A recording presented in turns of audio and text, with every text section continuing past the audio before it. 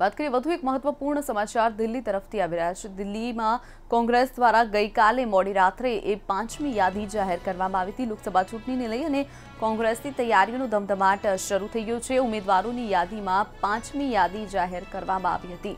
પૂર્વ રાષ્ટ્રપતિ પ્રણવ મુખર્જીના પુત્રને તેમાં ટિકિટ આપવામાં આવી છે। અભિજીત મુખર્જીને પશ્ચિમ બંગાળના જાંગીપુરથી ટિકિટ આપવામાં આવી છે। 7 રાજ્યોના 56 ઉમેદવારોના નામ જાહેર કરવામાં આવ્યા હતા। લોકસભા ચૂંટણીને લઈ અને કોંગ્રેસની તૈયારીઓનો ધમધમાટનો મામલો સામે આવ્યો છે। જે રીતે ભાજપ પણ તૈયારીઓ કરી રહ્યું છે ત્યારે કોંગ્રેસ પણ પોતાની કમર કસી રહ્યું છે અને ક્યાંક ને ક્યાંક પોતાની જીત મેળવવા માટે મહત્વની બેઠકો પર ધ્યાન આપી અને પોતાના દાવેદારો નોંધાવી રહ્યું હોય તેવું લાગી રહ્યું છે। વાત કરીએ 7 રાજ્યોના 56 ઉમેદવારોની નામની યાદી ગઈકાલે મોડી રાત્રે 5મું લિસ્ટ કોંગ્રેસ દ્વારા જાહેર કરવામાં આવ્યું હતું। વાત કરીએ આ અંગે જ વધુ માહિતી માટે મંતવ્યના સંવાદદાતા કામેશ ચોકસી આપણી સાથે જોડાયા છે।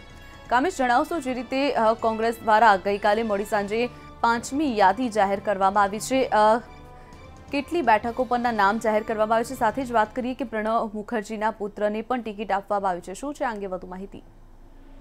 જે આપણે ચોક્કસથી જણાવી દઉં કે કોંગ્રેસે લોકસભા ચૂંટણીને લઈને તૈયારીઓનો ધમધમાટ શરૂ કરી દીધો છે। ગઈકાલે મધરાત્રિએ જ કોંગ્રેસે 5મી યાદી જાહેર કરી છે। 7 રાજ્યોના 56 ઉમેદવારોને ના નામ જે છે એ જાહેર કરવામાં આવ્યા છે।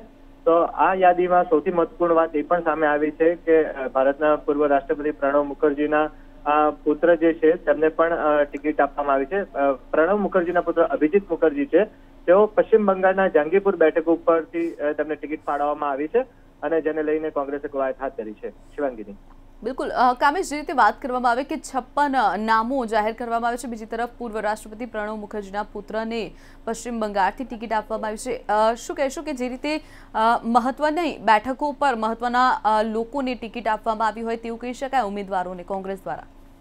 ચોક્કસથી કહી શકાય, કારણ કે જણાવી દઉં કે પૂર્વ રાષ્ટ્રપતિ પ્રણવ મુખર્જી જે છે તેમનું પણ પશ્ચિમ બંગાળમાં અગાઉ પણ ખૂબ મોટું પ્રભુત્વ રહેલું છે।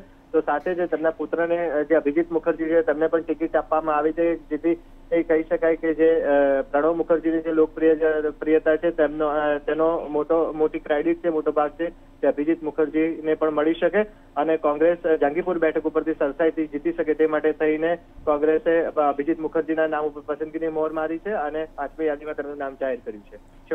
જી બિલકુલ કામેશ, માહિતી બદલ આપનો આભાર। વાત કરી કોંગ્રેસ દ્વારા ગઈકાલે મોડી રાત્રે 5મું લિસ્ટ જાહેર કરવામાં આવ્યું છે, જેમાં 56 બેઠકના ઉમેદવારોના નામ જાહેર કરવામાં આવ્યા છે।